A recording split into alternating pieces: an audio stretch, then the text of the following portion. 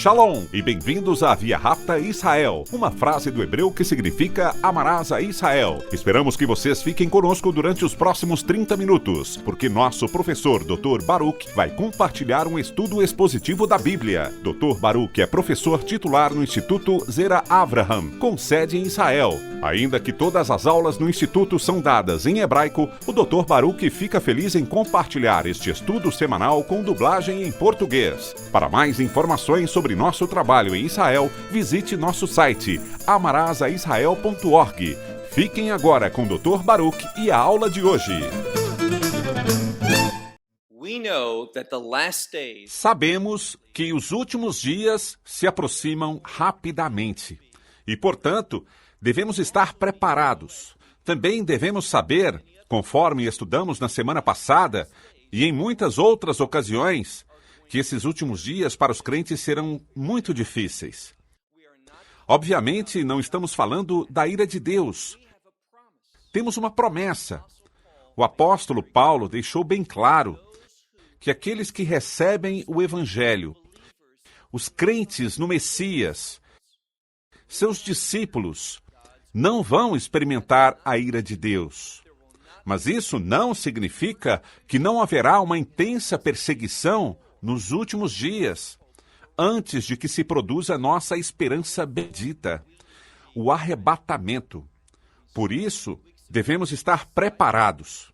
Há 2 semanas, vimos que o Messias, há 2000 anos, enviou seus discípulos dando-lhes autoridade e conferindo-lhes poder sobre o inimigo para trazer uma restauração, para produzir uma manifestação do reino de Deus, com o objetivo de atrair as pessoas à verdade, para que possam receber essa mensagem única de salvação, o Evangelho.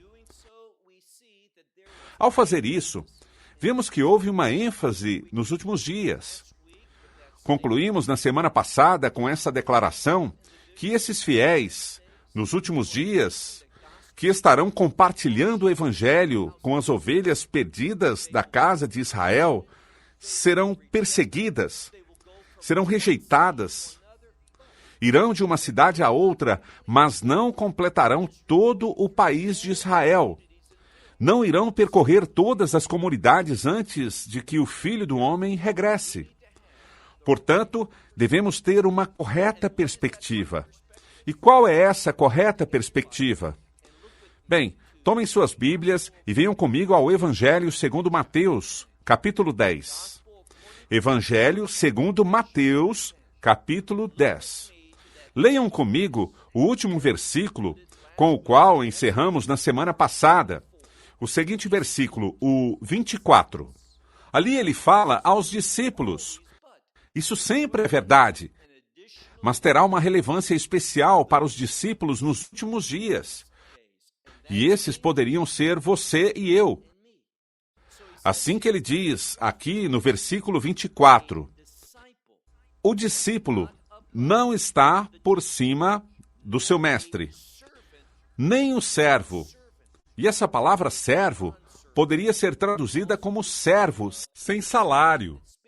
Também poderia ser considerado como escravo, mas nos fala sobre estar em submissão absoluta ao Senhor dos Senhores e Rei dos Reis. Um discípulo reconhece Yeshua, ou seja, a Jesus Cristo, como o Senhor de sua vida. Assim que diz, um discípulo não está acima do seu mestre, nem um servo está por cima do seu Senhor. Vejamos agora o versículo 25, que inicia com essa palavra, basta, ou suficiente. Isso tem um sentido de satisfação do que nos falará aqui e deveria ser suficiente para nos satisfazer. E o que é que deveria nos satisfazer? Bastar-nos ser suficiente para nós? Que sejamos considerados como servos do Messias, seus discípulos, que o que ele atravessou, nós também atravessaremos. E a Escritura é clara. Odiaram a mim, odiarão também meus seguidores. Perseguiram a mim, perseguirão também os meus servidores. E de novo, esses somos você e eu. Assim, Aqui ele diz, no versículo 25, o seguinte: basta ao discípulo que ele chegue a ser como seu mestre, também ao servo ser como seu senhor. E logo nos dá um marco de referência para entender como o mundo, como as pessoas verão os seguidores de Yeshua nos últimos dias. Notem o que ele diz aqui na última parte do versículo 25. Já que o Senhor, ou ao dono da casa, o chamam, essa é a palavra, chamam a ele, como? Beelzebu. Esse é um termo hebraico que provém de Baal, que significa Senhor, e Zebu, que significa mosca. É um termo que fala de Satanás ou diabo, de maneira coloquial. Já vimos que, pelas coisas boas que o Messias fazia, as pessoas o chamavam Beelzebu. Isso é mais que um apelido. Implicava que dele recebiam seu poder, sua autoridade e sua habilidade para fazer milagres. E tudo que era bom, suas boas obras, que traziam restauração das coisas ao plano de Deus. Como o chamavam? Beelzebu. E, portanto, diz, quanto mais aos seus membros, ou seja, aos membros da sua casa. Seremos caluniados, falarão contra nós. E você precisa estar seguro. Aqui está a chave. Não permita que tais críticas, tais palavras, te façam desistir de seguir em obediência. Deve esperar isso. E cada dia vemos mais e mais oposição às coisas de Deus. Aqui há algo valioso que devemos considerar. Vimos isso, inclusive dentro daqueles que supostamente são parte do corpo do Messias. A congregação dos redimidos, o que chamamos igreja, também se voltando contra aqueles que se comprometem a ser fiéis à palavra de Deus. Como disse Paulo, veremos que virá uma apostasia. Isso significa uma queda daquilo que é bom, de todo o correto, da sã doutrina. Cair numa religião que não está fundamentada na palavra de Deus, que não reflete a verdade das Escrituras. E que, portanto, aqueles que dizem sim à palavra de Deus, aqueles que não se preocupam em ser politicamente corretos, aqueles que não mudam nem se conformam diante das pressões do mundo, eles serão chamados Beelzebu. Eles serão considerados como gente que se opõe à verdade, quando na realidade nós somos quem expressamos a verdade. Por isso, não se surpreendam por essas mudanças. Podemos vê-las agora, o começo dessas mudanças. E as coisas só irão piorar em um futuro próximo. Avancemos ao seguinte versículo, o 26. E de novo digo, esta escritura que estamos vendo, recordem o final do versículo 23, que diz: não terminarão de percorrer todas as cidades de Israel até que o Filho do Homem venha. E isso se refere à nossa bendita esperança, que ele remova a congregação dos redimidos desse mundo, antes de, como disse Paulo, em 1 Tessalonicenses 5:9, antes de que a ira de Deus caia sobre esse mundo. Por isso, notem o que diz a Escritura nesse versículo, versículo 26. Diz aqui, portanto, à luz de tudo isso, portanto, e aqui fala de uma fé pessoal, não tenham medo deles. Quando diz, não tenha medo deles, quer dizer, sejam fiéis. Ele diz, não se apartem. E aqui há um conceito importante. Quando vemos o conceito de medo na palavra, encontramos que no hebraico existem duas palavras para medo. Uma é Year, o qual é o temor do Senhor. É dar a Deus o primeiro lugar. E quando damos a Deus a prioridade da nossa vida, seremos impulsionados às coisas de Deus, seus propósitos, seus desejos, sua vontade. Mas quando temos medo do mundo, ou seja, quando deixamos de ser pessoas que reconhecem a prioridade de Deus e damos prioridade ao mundo, buscando estar de acordo com ele por medo daqueles que pertencem ao mundo, nos desviaremos da verdade de Deus. Por isso que aqui, vejamos a Escritura, versículo 26. Portanto, à luz do que aprendemos, vocês não devem ter medo deles, porque nada do que está oculto, literalmente, nada que tenha sido escondido. Entendamos algo. O anticristo, tal como seu líder, Satanás, é pai das mentiras e toda distorção. Ele ocultará a verdade. Mas entendam, se vem um tempo que aquilo está oculto, o que diz aqui? Porque nada que haja sido encoberto não será que não permanecerá oculto para sempre. Ao contrário, será revelado. E aquilo que está no oculto será dado a conhecer. Por acaso não será dado a conhecer? E assim será. Se vem um tempo de revelação, quando Deus, e aqui está a chave, quando Deus julgar a esse mundo, Ele ordenará as coisas, trará restauração, Tikkun Olam, reparará o mundo. E uma parte muito importante dessa restauração é a verdade. Haverá uma revelação daqui que é justa e uma condenação, um juízo contra aquilo que é incorreto, injusto, que está em conflito com a palavra de Deus. Só porque as coisas estejam ocultas, porque haja engano, porque haja falsidade, sabemos que haverá falsos ensinos e falsos profetas nos últimos dias, e que eles sairão. Como João advertiu, eles sairão de nós. Isso está marcado no contexto da obra do anticristo. Eles sairão de nós porque não eram parte de nós. Por isso que devemos esperar essas coisas. É importante que entendamos o que acontecerá. Vejamos agora o versículo 27. O que lhes digo? Yeshua falando. O que lhes digo na escuridão? Ao que se refere com o que lhes digo na escuridão? Bem, significa pela noite. E a noite é a hora mais adequada para orar.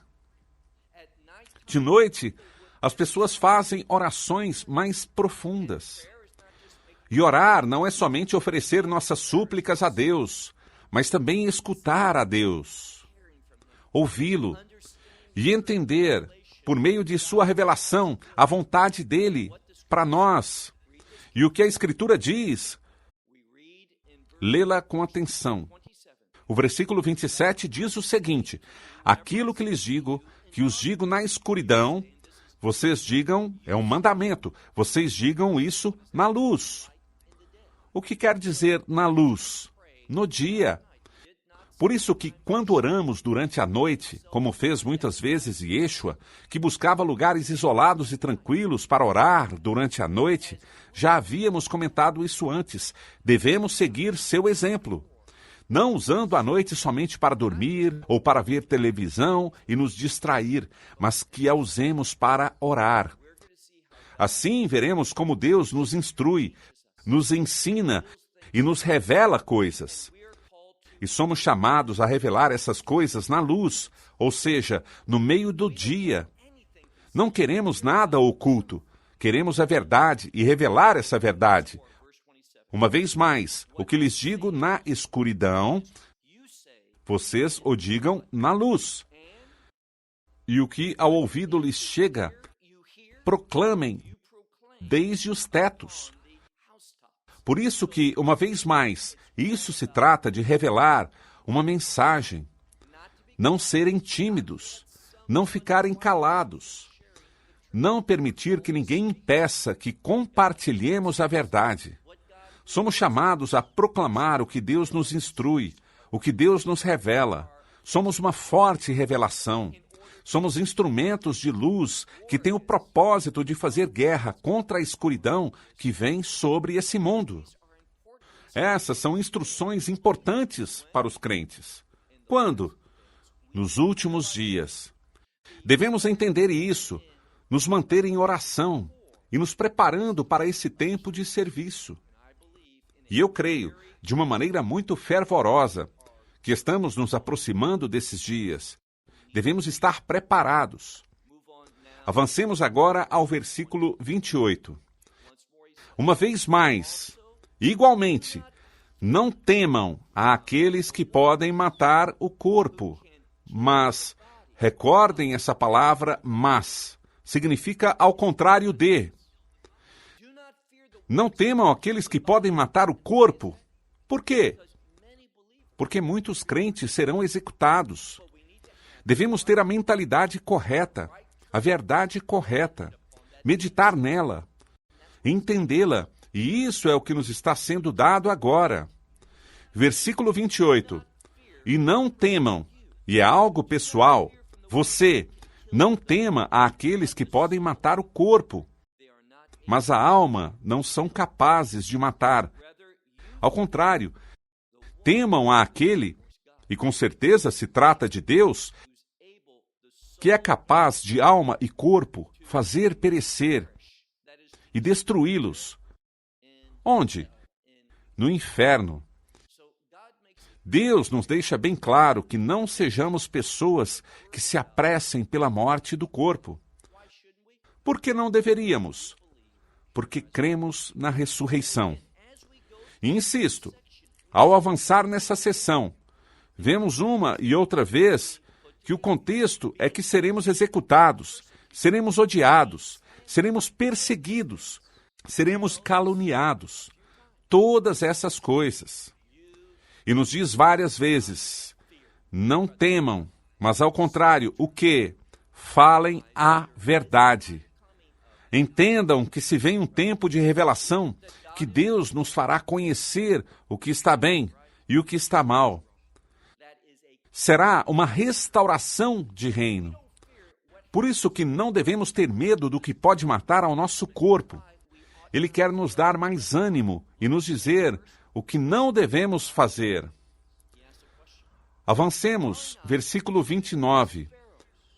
Não valem 2 aves, ou 2 aves não são vendidas por uma pequena moeda? Repito, não se vendem 2 pequenas aves por uma pequena moeda? E diz, nenhuma delas cairá ao solo, exceto ou ao menos que vosso Pai. Ou seja, tudo o que ocorre, ou Deus o permite, ou Deus o causa, mas tenham certeza disso. Ele sabe de tudo, ele está a par de tudo. Nada o surpreende e tudo o que ocorre, se ele o permite, ele o utilizará. Por isso ele está a par do valor de uma ave. E notem o que diz, que 2, não uma, mas que 2 se vendem pela moeda mais pequena. Por isso que uma só não vale quase nada em absoluto, mas o Pai Celestial tem conhecimento de cada uma delas. Elas não morrerão, a menos que ele o saiba. Mais adiante diz, sigamos lendo versículo 29, segunda metade. A parte do vosso Pai, nem sequer uma delas cai, a menos que ele esteja sabendo. Agora versículo 30. Mas vocês também, os fios de cabelo em suas cabeças, tudo está contado. Imagina isso. Ele diz, com respeito a todos os seres humanos, Deus conhece tudo sobre cada pessoa, ao ponto que diz que até os fios de cabelo na cabeça de cada pessoa está contado. Ele está intimamente por dentro de cada aspecto da minha vida. O que está acontecendo comigo, o que outros tramam contra mim, ele está consciente de tudo. E aqui há outra verdade importante que devemos ter em mente. Vejamos o versículo 31. Portanto, como resultado disso, vocês não tenham medo, não temam. Por que não? Porque diz, mais do que as aves, vocês superam. Essa é uma palavra para trazer ou carregar. E o que isso quer dizer é que nós temos muito mais valor do que uma ave. Por isso que, se ele está por dentro de tudo o que se passa com elas, uma ave pequena e de muito pouco valor, quanto mais não estará de nós. Por isso não tema, porque Deus está comigo. Como sei que Deus está comigo? Porque tenho uma relação de pacto com Ele. E o que mais? Meu máximo desejo é ser um servo dele, caminhar em sua trilha, cumprir seus propósitos. Disso se trata o temor do Senhor. Por isso lemos aqui que Deus está consciente de que temos muito mais valor que uma ave. Vejam o versículo 32. Portanto, todo aquele que se confessar a mim diante dos homens, também eu o confessarei diante do meu Pai no céu. Não é maravilhoso isso? Todo aquele que confessa a Ele. Isso é o que devemos fazer. Devemos ser pessoas que confessam e que recebem a mensagem do Evangelho e devemos estar dispostos a lhe confessar. Por que nos diz isso?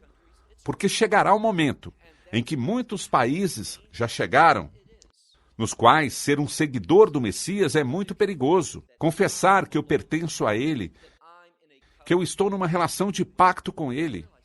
Entendamos algo. Quando tua fé é uma fé pública, quando está disposto a sofrer por essa fé, quão preciosa é essa fé? E nos faz uma promessa aqui. Todo aquele que confessa a Ele publicamente diante dos homens, notem o que diz, eu também o confessarei a Ele diante do meu Pai no céu. Mas notem a advertência, diz no versículo 33, mas aquele que me negar diante dos homens, eu negarei a Ele, também eu, diante do meu Pai no céu. Devemos ser pessoas que falam a verdade, que vivam abertamente a fé e com valentia proclamem que somos seguidores do Messias Yeshua. Agora, antes de terminar, há algo mais que quero apontar. Como o que estamos lendo aqui vai tão contra ao que algumas pessoas ensinam sobre os crentes. Há um dizer hoje em dia que não é novo, que fala de uma igreja triunfante. O que quero dizer com isso? E eu creio numa igreja triunfante, e aqui está a chave, eu creio nela pela ressurreição. Nossa vitória, nosso triunfo é entregar nossa vida por nossa fé. Isso não é uma derrota. Isso nos dará uma gloriosa insígnia de honra no tempo da ressurreição. Não devemos nos preocupar por perder nossa vida. De fato, somos chamados a viver uma vida de sacrifícios, nos dispormos e entregar nossas vidas por nossa fé. E aqui está o problema. Há pessoas que ensinam hoje que a igreja triunfará. E o que querem dizer com isso? Que a igreja converterá o mundo. E o que isso quer dizer? Que seremos tão exitosos, que veremos nação atrás de nação se entregarem ao Messias, que eles se converterão em uma nação de crentes. Mas esse é o problema. Profeticamente, isso não existe. É um lindo pensamento, mas o perigo é o seguinte: ainda que possamos estar seguros de algo, qual é a verdade profética? A verdade profética é essa. Diz o livro de Zacarias que toda nação no mundo se levantará contra Israel nos últimos dias e se levantarão contra Israel para fazer guerra. Estarão contra o povo judeu e do seu direito à terra. E quem os estará dirigindo nesse esforço? Vocês devem saber a resposta: o anticristo. Por isso que toda nação, isso nos diz que as nações não se converterão à fé. Isso significa que não devemos tentar? Aqui está a chave. Nos interessa a cada pessoa o fato de que toda nação no mundo se levantará contra Deus e atacará o seu povo de pacto, o povo judeu, e atacará a sua cidade, Jerusalém. Estava ouvindo uma pessoa outro dia e ela ensinava coisas tão equivocadas que a igreja substituía Israel, que nação atrás de nação serão triunfantes e veremos um país atrás do outro vir à fé. Mas aqui está o problema. Todas as suas crenças são carentes de qualquer profecia. Ela nega todas as profecias sobre o futuro. Ele diz que tudo ficou no passado, e a coisa não vai por aí. O que vemos é que as nações, todas elas, se levantarão contra os propósitos de Deus. E elas irão à guerra contra Israel, contra o povo judeu, e lutarão por Jerusalém. E o que mais sabemos? Que o Messias voltará, vencerá esse exército, a essa coalizão de todos os exércitos do mundo. Mas isso não significa que digamos, bem, não ganharemos a nação, pois podemos nos render. Claro que não, porque não fomos chamados a salvar nações. Fomos chamados a salvar almas, a difundir o Evangelho, uma pessoa de cada vez. Deus é o Deus do remanescente. Tua visão. E muitas pessoas estão caindo nesses falsos ensinos. Não se produzirá esse suposto avivamento nos últimos dias. Não vemos isso em nenhuma parte da Bíblia. O que vemos é que haverá um remanescente de que chegará a fé de cada nação, cada tribo, cada língua, cada povo. A eles fomos chamados. Como não sabemos quem forma o grupo de remanescentes, pregamos a todo o mundo. Vamos às nações. Mas entendamos que os países não chegarão como nações à fé. Não veremos governos inteiros convertidos. Não veremos instituições acadêmicas se tornando fortalezas de fé. Adoraria que isso acontecesse, mas não é, profeticamente, o que a palavra de Deus nos revela. Os tempos serão mais difíceis. E seremos chamados a quê? Justo o que a Escritura diz. A tomar nossa cruz e seguir a Ele. O anticristo fará algo. E isso aparece 2 vezes em Apocalipse. Fará guerra contra os santos e vencerá. E isso está bem. Porque assim como a morte do Messias não derrotou a Cristo, assim nossa morte física, que mata em nosso corpo, não importa. Estamos interessados na alma e em um novo corpo. E essa é a mensagem do Evangelho, que Ele vai redimir nossa alma e nos dará um novo corpo no momento exato. E qual é a natureza desse novo corpo? Será um corpo perfeitamente desenhado para o reino de Deus. Tenhamos a perspectiva correta do que vai ocorrer nos últimos dias. Meu tempo acabou. Até a próxima semana. Shalom, desde Israel. Shalom from Israel. Esperamos que você tenha desfrutado da aula de hoje e que possa compartilhá-la com outros. Te convidamos a participar e nos acompanhar a cada semana, a esta hora e por este canal, em mais um episódio de Amarás a Israel. Para mais informações em português, visite amarasaisrael.org, onde encontrará muitos outros estudos realizados pelo Dr. Baruch. Até a próxima semana. Que Deus, nosso Messias e Yeshua, nosso Senhor Jesus Cristo, te abençoe durante a sua caminhada com Ele. Shalom, desde Israel.